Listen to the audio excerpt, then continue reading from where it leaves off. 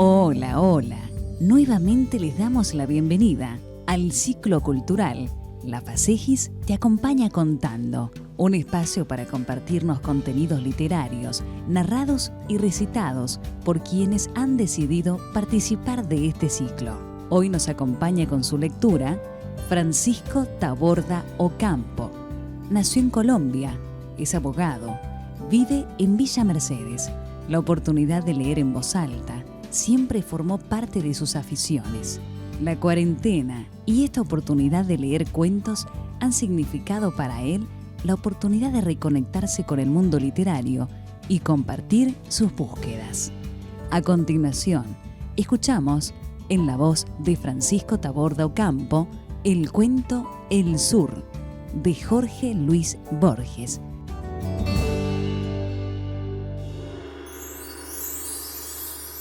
La lectura de este cuento me fue sugerida por una gran amiga manizaleña en Colombia que se llama Berta Lucía Estrada.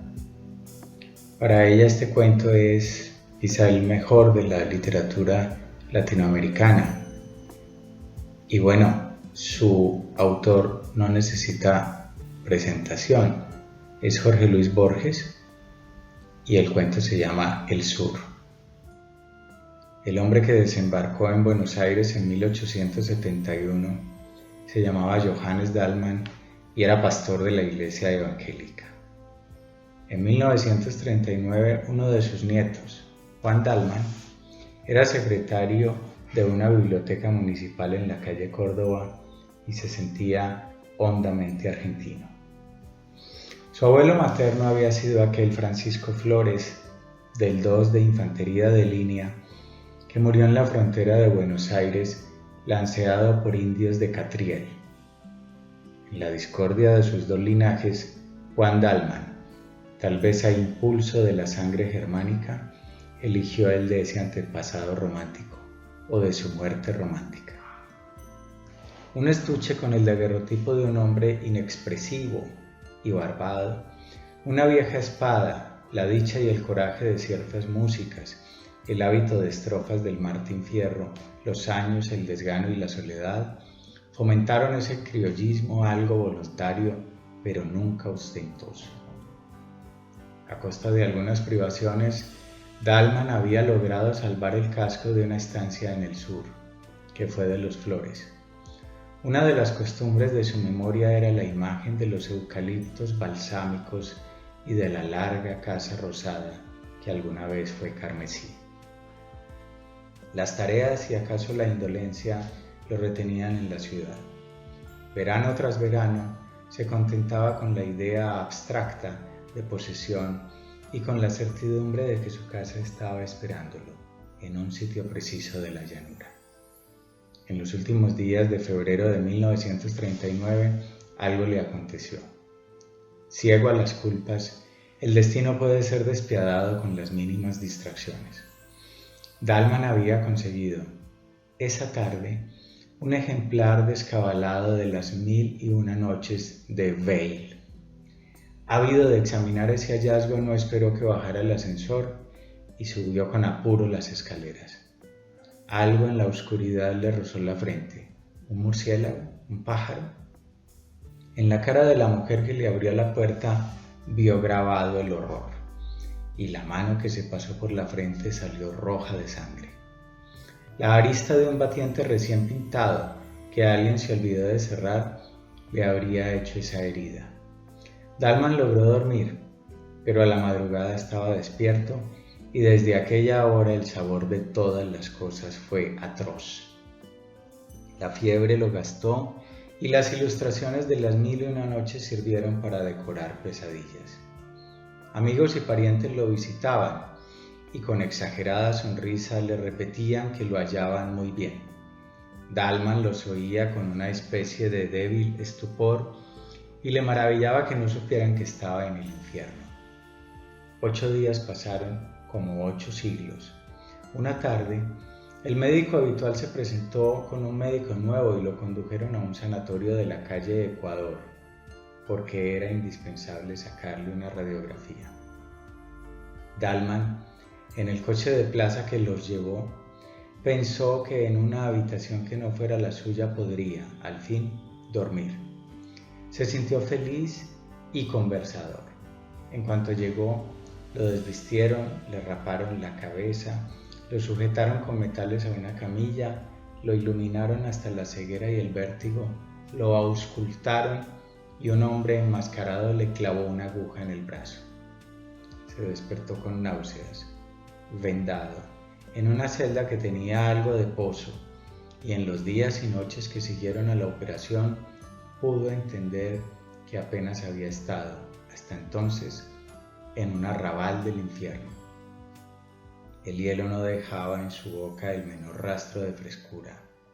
En esos días, Dalman minuciosamente se odió su identidad, sus necesidades corporales, su humillación, la barba que le erizaba la cara. Sufrió con estoicismo las curaciones, que eran muy dolorosas. Pero cuando el cirujano le dijo que había estado a punto de morir de una septicemia, Dalman se echó a llorar, condolido de su destino. Las miserias físicas y la incesante previsión de las malas noches no le habían dejado pensar en algo tan abstracto como la muerte. Otro día, el cirujano le dijo que estaba reponiéndose y que muy pronto podría ir a convalecer a la estancia. Increíblemente, el día prometido llegó. A la realidad le gustan las simetrías y los leves anacronismos. Dalman había llegado al sanatorio en un coche de plaza y ahora un coche de plaza lo llevaba a Constitución. La primera frescura del otoño, después de la opresión del verano, era como un símbolo natural de su destino rescatado de la muerte y la fiebre. La ciudad, a las 7 de la mañana, no había perdido ese aire de casa vieja que le infunde la noche. Las calles eran como largos zaguanes, las plazas como patios. Dalman la reconocía con felicidad y con un principio de vértigo. Unos segundos antes de que la registraran sus ojos, recordaba las esquinas, las carteleras, las modestas diferencias de Buenos Aires. En la luz amarilla del nuevo día, todas las cosas regresaban a él. Nadie ignora que el sur empieza del otro lado de Rivadavia. Dalman solía repetir que ello no es una convención y que quien atraviesa esa calle entra en un mundo más antiguo y más firme. Desde el coche buscaba entre la nueva edificación la ventana de rejas, el llamador, el arco de la puerta, el zaguán, el íntimo patio. En el hall de la estación advirtió que faltaban 30 minutos. Recordó bruscamente que en un café de la calle Brasil y a pocos metros de la casa de Irigoyen había un enorme gato que se dejaba acariciar por la gente como una divinidad desdeñosa. Entró.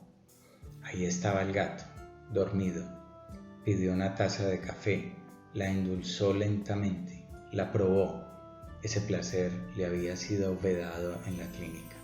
Y pensó, mientras alisaba el negro pelaje, que aquel contacto era ilusorio y que estaban como separados por un cristal, porque el hombre vive en el tiempo, en la sucesión, y el mágico animal en la actualidad, en la eternidad del instante.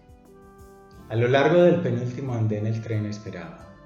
Dalman recorrió los vagones y dio con uno casi vacío. Acomodó en la red la valija. Cuando los coches arrancaron, la abrió y sacó, tras alguna vacilación, el primer tomo de las 1001 noches. Viajar, con este libro, tan vinculado a la historia de su desdicha, era una afirmación de que esa desdicha había sido anulada y un desafío alegre y secreto a las frustradas fuerzas del mal. A los lados del tren, la ciudad se desgarraba en suburbios. Esta visión y luego la de jardines y quintas demoraron el principio de la lectura. La verdad es que Dalman leyó poco. La montaña de piedra imán y el genio que ha jurado matar a su bienhechor eran, ¿quién lo niega?, maravillosos, pero no mucho más que la mañana y que el hecho de ser. La felicidad lo distraía de Shahrazad y de sus milagros superfluos.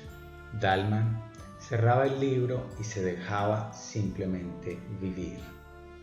El almuerzo, con el caldo servido en boles de metal reluciente como en los ya remotos veraneos de la niñez, fue otro goce tranquilo y agradecido. Mañana me despertaré en la estancia, pensaba, y era como si a un tiempo fuera dos hombres, el que avanzaba por el día otoñal y por la geografía de la patria, y el otro, encarcelado en un sanatorio y sujeto a metódicas servidumbres. Vio casas de ladrillo sin revocar, esquinadas y largas, infinitamente mirando pasar los trenes. Vio jinetes en los terrosos caminos, vio zanjas y lagunas y hacienda, vio largas nubes luminosas que parecían de mármol, y todas estas cosas eran casuales como sueños de la llanura. También creyó reconocer árboles y sembrados que no hubiera podido nombrar, porque su directo conocimiento de la campaña era harto inferior a su conocimiento nostálgico y literario. Alguna vez durmió, y en sus sueños estaba el ímpetu del tren. Ya en el blanco sol intolerable de las 12 del día, era el sol amarillo que precede al anochecer y no tardaría en ser rojo. También el coche era distinto. No era el que fue en Constitución. Al dejar el andén, la llanura y las horas lo habían atravesado y transfigurado. Afuera, la móvil sombra del vagón se alargaba hacia el horizonte. No turbaban la tierra elemental ni poblaciones ni otros signos humanos. Todo era vasto, pero al mismo tiempo era íntimo y de alguna manera secreto. En el campo desaforado, a veces no había otra cosa que un toro. La soledad era perfecta y tal vez hostil, y Dalman pudo sospechar que viajaba al pasado y no solo al sur. De esa conjetura fantástica lo distrajo el inspector, que al ver su boleto le advirtió que el tren no lo dejaría en la estación de siempre, sino en otra, un poco anterior y apenas conocida por Dalman. El hombre añadió una explicación que Dalman no trató de entender ni siquiera de oír, porque el mecanismo de los hechos no le importaba. El tren laboriosamente se detuvo, casi en medio del campo. Del otro lado de las vías quedaba la estación, que era poco más que un andén cobertizo. Ningún vehículo tenían, pero el jefe opinó que tal vez pudiera conseguir uno en un comercio que le indicó a unas 10-12 cuadras. Dalman aceptó la caminata como una pequeña aventura. Ya se había hundido el sol, pero un esplendor final exaltaba la viva y silenciosa llanura antes de que la borrara la noche. Menos para no fatigarse que para hacer durar esas cosas, Dalman caminaba despacio, aspirando con grave felicidad el olor del trébol. El almacén alguna vez había sido punzó, pero los años habían mitigado para bien ese color violento. Algo en su pobre arquitectura le recordó un grabado en acero, acaso de una vieja edición de Pablo y Virginia. Atados al palenque había unos caballos. Dalman, adentro, creyó reconocer al patrón. Luego comprendió que lo había engañado su parecido con uno de los empleados del sanatorio. El hombre, oído el caso, dijo que le haría atar la jardinera, para agregar otro hecho a aquel día, y para llenar ese tiempo, Dalman resolvió comer en el almacén. En una mesa comían y bebían ruidosamente unos muchachones, en los que Dalman al principio no se fijó. En el suelo, apoyado en el mostrador, se acurrucaba, inmóvil como una cosa, un hombre muy viejo. Los muchos años lo habían reducido y pulido como las aguas a una piedra o las generaciones de los hombres a una sentencia. Era oscuro, chico y reseco, y estaba como fuera del tiempo en una eternidad. Dalman registró con satisfacción la vincha, el poncho de bayeta, el largo chiripá y la bota de potro y se dijo, rememorando inútiles discusiones con gentes de los partidos del norte o con entrerrianos, que gauchos de esos ya no quedan más que en el sur. Dalman se acomodó junto a la ventana. La oscuridad fue quedándose con el campo, pero su olor y sus rumores aún le llegaban entre los barrotes de hierro. El patrón le trajo sardinas y después carne asada. Dalman las empujó con unos vasos de vino tinto. Ocioso, paladeaba el áspero sabor y dejaba errar la mirada por el local ya un poco soñolienta. La lámpara de querosén pendía de uno de los tirantes. Los parroquianos de la otra mesa eran 3. 2 parecían peones de chacra, otro de rasgos achinados y torpes bebía con el chambergo puesto. Dalman de pronto sintió un leve roce en la cara. Junto al vaso ordinario de vidrio turbio, sobre una de las rayas del mantel, había una bolita de miga. Eso era todo, pero alguien se la había tirado. Los de la otra mesa parecían ajenos a él. Dalman, perplejo, decidió que nada había ocurrido y abrió el volumen de Las Mil y Una Noches como para tapar la realidad. Otra bolita lo alcanzó a los pocos minutos y esta vez los peones se rieron. Dalman se dijo que no estaba asustado, pero que sería un disparate que él, un convaleciente, se dejara arrastrar por desconocidos a una pelea confusa. Resolvió salir. Ya estaba de pie cuando el patrón se le acercó y le exhortó con voz alarmada: «Señor Dalman, no les haga caso a esos mozos que están medio alegres». Dalman no se extrañó de que el otro ahora lo conociera, pero sintió que estas palabras conciliadoras agravaban de hecho la situación. Antes, la provocación de los peones era una cara accidental, casi a nadie. Ahora iba contra él y contra su nombre, y lo sabrían los vecinos.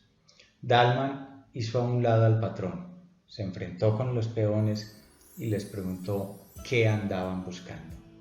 El compadrito de la cara achinada se paró, tambaleándose, a un paso de Juan Dalman. Lo injurió a gritos, como si estuviera muy lejos.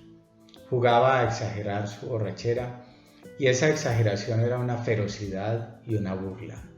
Entre malas palabras y obscenidades, tiró al aire un largo cuchillo, lo siguió con los ojos, lo barajó e invitó a Dalman a pelear.